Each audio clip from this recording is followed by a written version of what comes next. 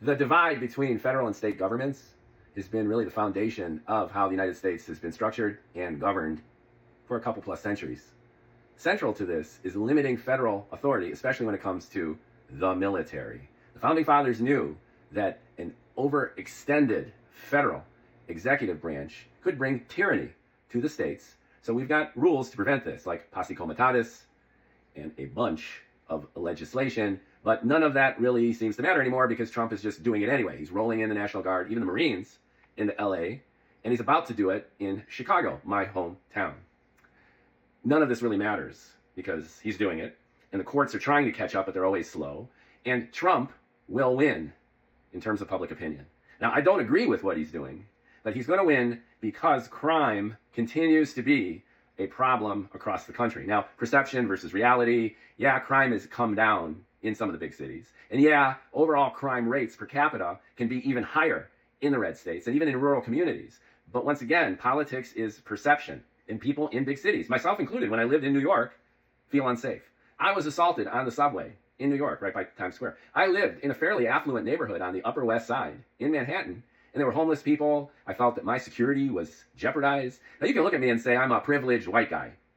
Hi. But what I'm getting at is it's not just me in terms of how I felt unsafe in New York City, but millions of Americans, and not just white guys, feel unsafe, especially in the big cities, simply because there's so many people there. And crime is in your face. It's obvious.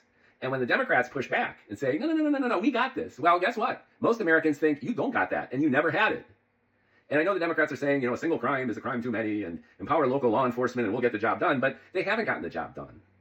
And I'm not here to pontificate as to what could or shouldn't be done as far as local law enforcement goes.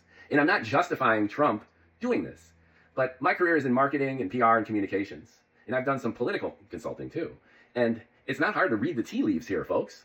Trump is winning this battle in the court of public opinion because, frankly, Democrats have not taken crime seriously enough, in the big cities especially, just like the Democrats didn't take the border seriously. Like they didn't take seriously that Joe Biden was infirm. The man was checked out.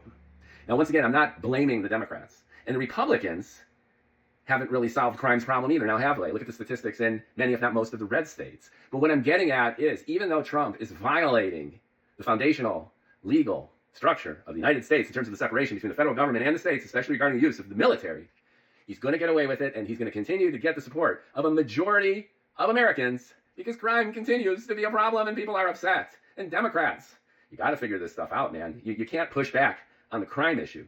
You can push back on maybe it becoming a mess when the federales come in, but if you keep talking about crime, you're going to welcome in, whether you like it or not, Trump and his National Guard and even the military, and that's the sad truth.